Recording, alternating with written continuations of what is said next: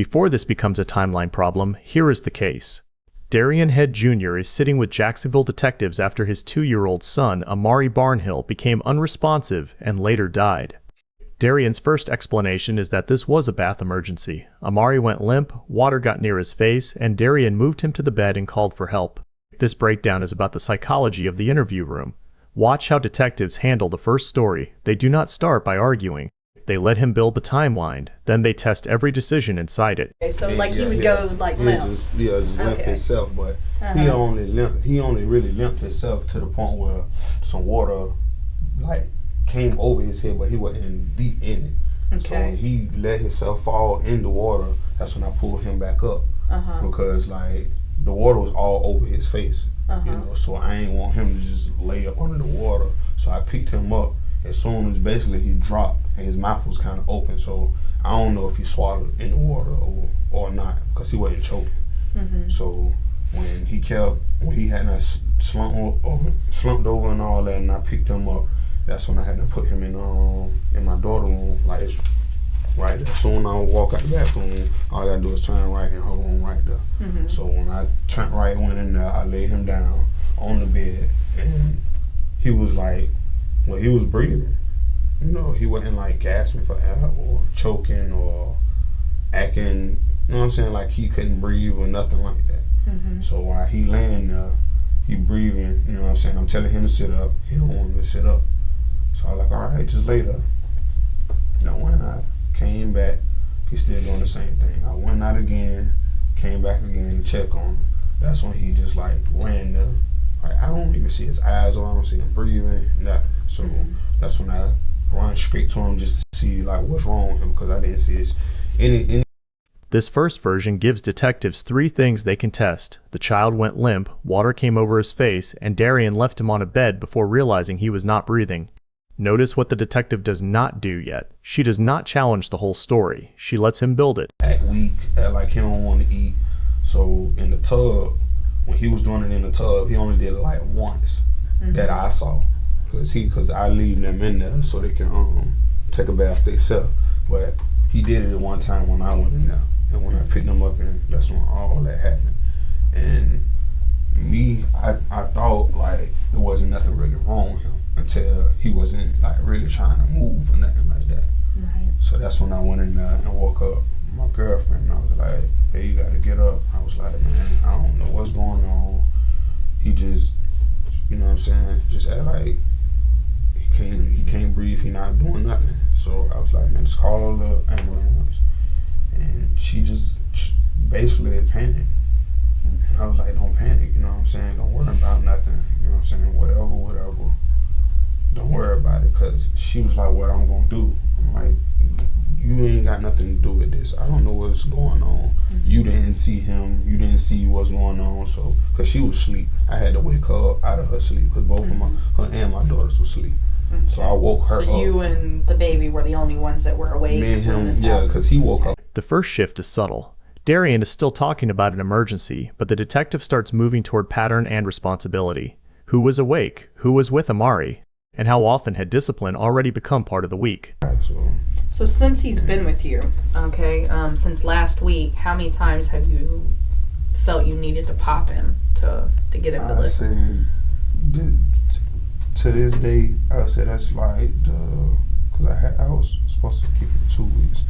I said to the most that he done been down and popped him at least like 6 or 7 times. Whooped him 6 or 7 times. And that's 6 or 7 different times? Yeah, different occasions and different days. But when I do pop him, he get at least like 3 or 4 pops. And how do you normally pop him? What do you do to pop him? I pop him with my hand on with your hand? Yes, ma'am. And like that don't do anything. It's like he'll just sit down, just. This is baseline collection. The detective is not only asking how many times he hit him, she is asking Darien to define what was normal in that apartment. Once he says this happened on different occasions, the case is no longer just a bathtub sequence. Yes, okay, when you initially started talking, you talked about a spanking that happened yesterday, and then you talked about this morning. So let's start with yesterday, okay? What exactly happened with that? Yesterday it was the same way. He just food, he won't eat it, so I just tell him to stand up, because if we have a movie plan or whatever, he not gonna eat his food while the movie plan. Because basically what my daughter always want to watch, she want to watch the cartoon movie Rio. We have Rio 1 and 2. So when that one go off, I put in the other one. That one go off, I put in Rio 1 again, because she gonna want to watch it all over again. Right. So they was in the room supposed to be eating. My girlfriend going there, get him the food. I was like, he eating, because I know he don't normally touch the food. The detective now separates yesterday from this morning. That matters because Darien keeps explaining motive, frustration, and food. She keeps turning it back into sequence: what happened first, what happened next, and what changed by morning. All right, so back to last night, he's watching Rio, he's not eating. What happens? I bring him in my room. That's when he tried to look at the movie we looking at, and I'm trying to feed him the food. He's still not feeding it. I mean, he's still not eating. So I tell him, all right, since you want to look at the movie and you not eating, like, I had to plate myself. I just told him to turn around, look at the wall, and I'm gonna feed it to you. You can eat it. He's still not eating it. So I spanked him 2 or 3 times, and I just told him to stand up. I was like, stand up until you feel like you're gonna eat the food. If you're not gonna eat the food, then you have to stand up, whatever. And that's how it's gonna have to be. But he still ain't eat the food. So I wasn't finna stay up, because I was already getting tired. I wasn't finna stay up and make him nothing. So I put the food in the refrigerator, let him stand right there until he really got sleepy. That's when he went to sleep. Okay, so when you spanked him 2 or 3 times, how did you spank him? On him high.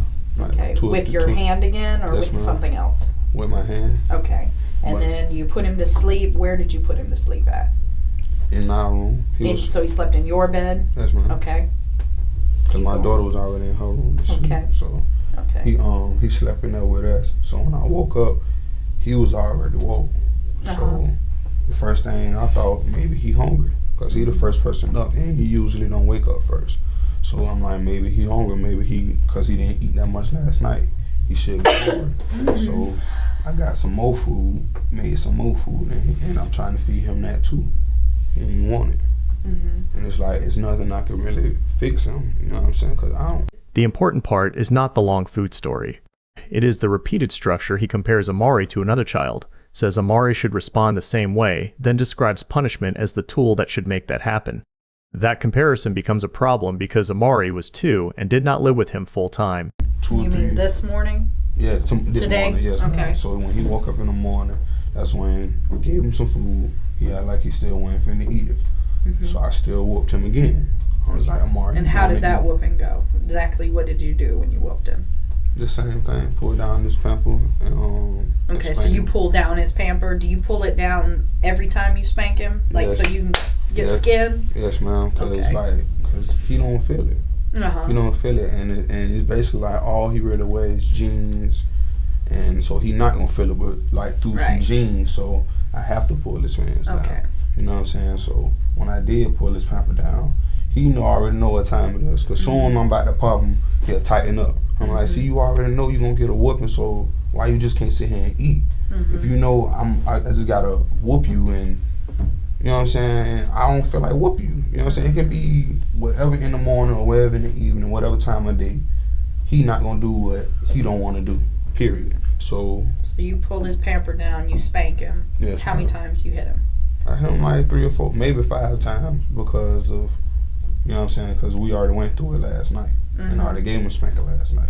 So this morning, that's when I spanked him at least like 5 times to the most. And then that's when I asked him again, eat again. You know what I'm saying? He didn't. So I spanked him 2 more times. And that's when she woke up, my girlfriend woke up. And she was like, babe, don't even worry about it, because he just gonna sit there and he ain't even crying. She was like, don't worry about it, because all really what's gonna happen is you just gonna get madder and madder. And at that point, you had spanked him today. You had spanked him. That's like the 3rd time you had spanked him because he wasn't eating when she woke up. The 2nd time back to back, because the first time I hit him like 5 or 6 times. Then the 2nd time I hit him like 3 times to the most. So when I spanked him that last time 3 times to the most, that's all like bumping. Because you know what I'm saying, And each time it was with your hand. Yes, ma'am. Okay. He had boo-booed or whatever. So I put him in the tub, and that's when he started doing all that. You know what I'm saying? Like he didn't want. Now the timeline has a count. Last night, then this morning, then more strikes, then the tub. Detectives can use that because every new number makes the story less flexible. If he changes it later, they can bring him back to what he already committed to.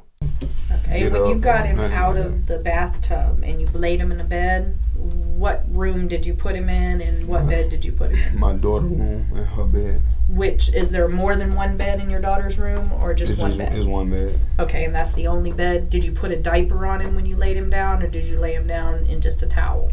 No, I put a diaper on him. Okay, did you put any other clothes on him? A shirt or anything or pants? No, ma'am. Okay, and you just laid him in the bed.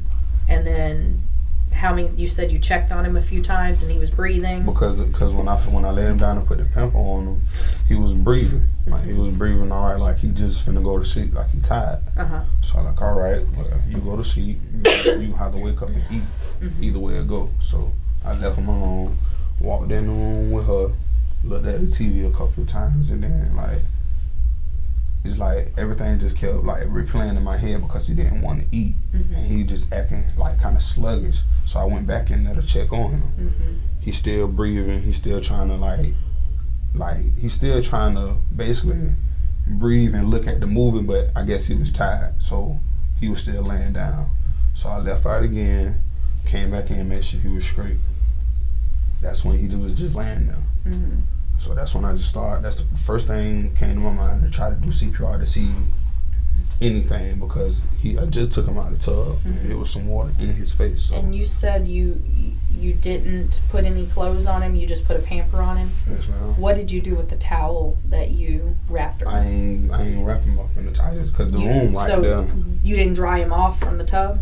No, you just picked him up wet? And laid him on the bed. Okay, so there was no towel? This is why small details matter. Bed, diaper, towel, wet child, checking the room. None of those details prove the case alone. But together they test whether this was a normal bath response or a sequence of decisions after something was already wrong. A long procedural gap follows while the detective steps out. When questioning resumes, the focus changes. They move from what Darien says he did to what he says he saw, injuries, the tub, and the part of the story that still has no clean explanation. And when you got him last week, okay, when you got him, did he have any bruises or marks or anything on him when you got him? Not for this, like the little scars like on his legs and stuff, like on his knees. There's a little scar on his knee and like a couple of scars around like on his leg or something like that. They look old. But they were scars, not bruises they or... was like healing up. Okay. Well, not healing up, but already healed. Okay. So it was like old or whatever. Okay. And when you were whooping him during any of those times, or since he's been with you at your house, has he fallen or anything since he's been at your house? He only fell like once that I remember.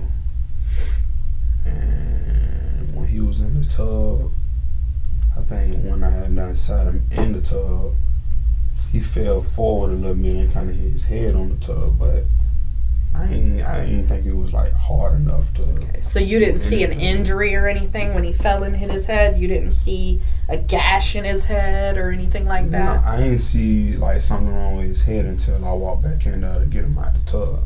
That's when I saw it was like a scar above like his left eye, I think.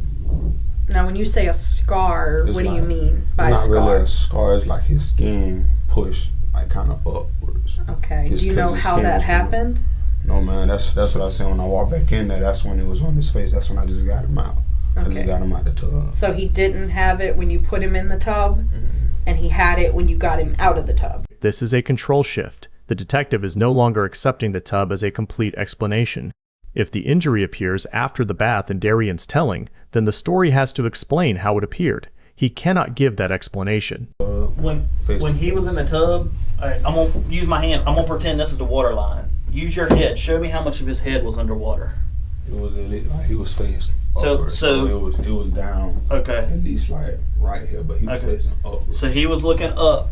Was his nose and his mouth underwater? That's what I was saying. I think it kind of was. That's when I was. You think, or you're not sure? I'm not sure because when he fell down, I reacted fast and pulled. From when you saw him, before when you checked on him and you walked out and you came back in, how long do you think it was?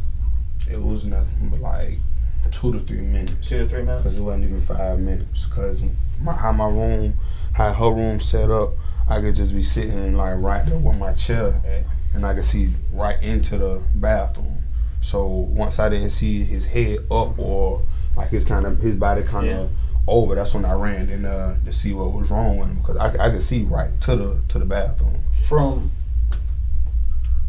when from when you found him in the tub and you pulled him out to whenever you saw he wasn't breathing and you started CPR, how long do you think that was? Well, because when I took him out of the tub and I was going back and forth to check on him, I took him out of the tub and laid him down and put the pump on him.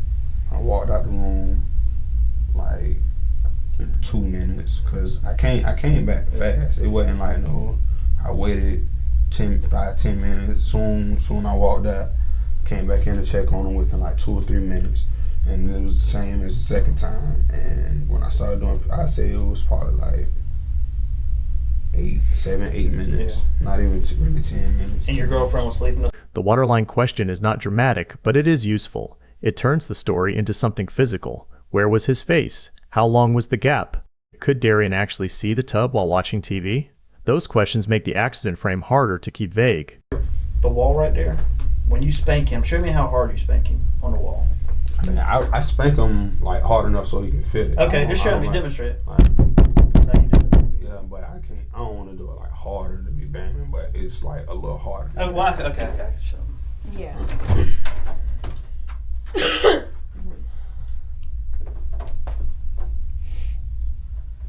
Show me. Right. And that's how hard you do it? Yeah. And you do it and you pull the pull up? Yeah, I pull the pull up down. Okay. Because he don't wear pants. Yeah, he wear pull ups. So yeah, I spank him like a good, you know what I'm saying, so he can feel it. I don't really spank him like to the point where he'll just get up and whine and then you know what I'm saying, do the same thing. I spank him to the point where he'll know he gonna get a whooping. So what do you think happened to your son? What you mean? Whatever. How do you think he got like he got today? I mean, I don't know, cause when I wasn't in the, when I put him in the tub and I wasn't in the bathroom with him, I mean, how I tell you I was placed. The demonstration is a setup. Once Darien shows a hand spanking, detectives can compare that version to what they already know from the child's injuries. The next move is direct confrontation, and the first account changes almost immediately. There's no way your hand did that right there. No way. That's impossible. Impossible.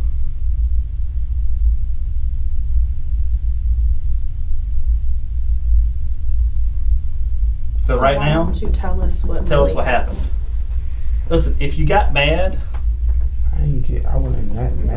We're both parents. Yeah, okay? I get aggravated. I get aggravated. But you right now, you need to tell us the truth, because what you're telling us now ain't the truth. I had a flip flop. I don't want to tell y'all that I ain't no abuser. Well, tell us. I just had to whoop him. If I did that, what did you do? Show me what you did with the flip flop. Show me what you did with the flip flop. I whooped him with the flip flop. How hard? Show how. I gotta know, man. We gotta see. That's what I'm saying. I did it hard enough so he can feel it. I didn't know that he had. That is the first major repair. He does not volunteer the flip-flop during the first long explanation. It appears after detectives tell him the hand-only version does not fit. That does not answer every question, but it changes the room because now the method is different from the story he started with. I'm telling you, I was spanking with my hand first, but I did grab the flip-flop. I did grab a flip-flop. I look at all these. Flip-flop. I mean, I didn't see none of them. You didn't see them, but you did them. Made them. You did that. You did that to him, spanking him. I did. So you're not just spanking him on his butt. You're spanking him all over the place. I didn't like literally like turn him and hit him. No, he moved. He's a kid. He probably did, I mean, but I didn't. That's what I'm saying. I didn't literally aim for his leg. And do you realize what you did today? Leg. Yes, I was just trying to whoop him. I understand. Do you realize today you beat your son to death? How many times have you hit him with the flip-flop? Just from last night to today. How many times from last night to today did you hit him with the flip-flop? Last night when I was whooping him with the flip-flop. Last night when I was hitting him with the flip-flop, it wasn't no more than 10 times. Okay. And where were you hitting him at? I was hitting him on the butt. Last night is the only time when he was really screaming around and like turning around, and that's the only how I can say that I made the ones on his legs because he was turning around. Okay. But I didn't think I left bruises on him like that because I was beating him. I wasn't trying to do whatever y'all saying. I believe you. Listen to me. That's my son. Listen. I didn't want to do that to my son. I believe you that you weren't trying to kill him, okay? I believe that. Notice the narrowing. It moves from hand to flip-flop to how many times to where the object is. Detectives are not asking for a dramatic confession in one step. They are reducing the space where the earlier version can still fit. So later on, the next day, this morning, that's when I whooped him again, and I grabbed the flip-flop again. But and how many times you hit him today with the flip-flop? It was like 6 or 7 times. And how was he acting when you were hitting him? He was crying and but not no crying like he got tears. He was just like whining and like stop. So he was just whining to the point where he was like basically wanting me to stop hitting him, but I just wanted him to eat. So I just popped him so he can try to eat, but he did not eat at all. So once I popped him, and my girlfriend woke up and she was like, "Don't worry about it." I stopped popping him. Did your girlfriend spank him at all? No, she don't even want to go through nothing because she already going through stuff with his mom. Since he's been there, she's never spanked him? No. It's only you? Yes, ma'am. She don't touch him at all. Whenever she woke up, was that before you put him in the tub? No, sir. It was before. Yeah, it was before I put him in the tub, but she went back to sleep. So I woke her up afterwards. So when you were popping him this morning, is that when he got it on his head? I only think he got it from in the tub because he didn't have it when I was picking him up, putting him in the tub. So was he kind of acting? Was he acting like when I say lethargic? Do you know what I mean? Like drunk, like kind of out of it. Like couldn't really. Was he acting that way last night too? Not really even last night. He was like acting to the point where like he don't want me to whoop him and he don't want to stand up. He basically want to go to sleep. So I'm like, all right. So when I stopped whooping him, I just made him stand up to the point where like I see him going to sleep, standing up. So I let him go to sleep. That's when we woke up this morning, and I just, basically tried it all over again. I tried to make him eat again. But was he acting like that when you put him in the tub? Was he acting lethargic, like drunk when you put him in the tub? That's how it kind of was. So when I sat him in there, he was kind of trying to slump over, lay down. But he wasn't really laying down. He was still kind of standing up. Why did you leave him in there by himself then? If he's falling over and you put him in water, why did you leave him in there alone? I really didn't think he was just finna fall out into some... This is the payoff. Darien's own answer puts lethargy before the water. That makes the detective's question devastatingly simple. If a 2-year-old is already slumping, why leave him alone in a tub? The interview is not intense because of volume. It is intense because the timeline removes the safest version of the story. It takes a second to drown. That's exactly what I'm saying. And he making it seem like I left him, and I didn't. I didn't mean for him to die. When I looked at the TV and I looked back and I didn't see him, that's what made me run in there. Because dead weight falling into water, you can hear it splash. It didn't splash. Well, just like if he would have fallen and hit his head, you would have heard the thud. But you haven't told us anything about having heard a thud when he hit his head. So how did he get that? I don't know. I really do not know. I don't know. I literally do not know. Because he didn't fall. None of the times I beat him, when I was whooping him in the room, he didn't fall and hit his head on anything. Because if he did, I wouldn't even whoop him. I wouldn't even put him in the tub if he would have hit his head. Because my mama always told me. You saw those pictures. That's not a whooping. That is not a spanking at all. That's not even okay to be on a 10, 12-year-old. That is not a spanking. That is you losing control. The same problem repeats with the head injury. If there was a fall into water, there should be a physical story around it. If there was a head impact, there should be a sound, a surface, or a moment he can describe. Instead, he returns to not knowing. Questions. You know, you took your child as he was dying and you put him in a bathtub. Why? It was just a boo-boo. At any time that my daughter's boo-boo, my oldest daughter boo-boo, I put her in the tub. That's the only thing that I was thinking, just to put him in the tub. And his butt is so raw. You trying to tell me you didn't see that? You didn't notice that? 'Cause I didn't look at his butt. I really didn't. But he's didn't. 2. He can't clean his own butt. He doesn't know how to clean his butt. I mean, look at me. Do you understand that? He don't know how to clean himself. Even in a bathtub, he knows how to sit in the water and play. By the end of the interview, detectives still do not have every answer, but they have enough to explain why the original bath story was not the endpoint.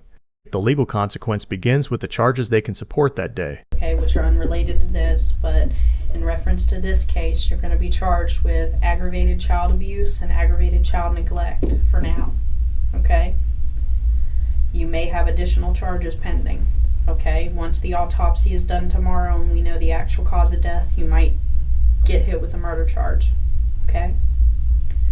So as soon as I'm done with the paperwork, we'll get you over to the jail, all right? The warning about possible additional charges proved important. Local reporting says Darien Head Jr. later pleaded guilty to second-degree murder in Amari Barnhill's death. The Florida Department of Corrections currently lists him under DC number J58730C6, sentenced in Duval County case 15 new 5026 to 25 years in prison for second-degree murder. As of May 12, 2026, FDC lists him as currently incarcerated with a release date of December 10, 2038, subject to normal review and gain time changes. The reason this interview matters is not that one answer solved everything. It is that the timeline made the bathtub story too small for the facts detectives were already testing.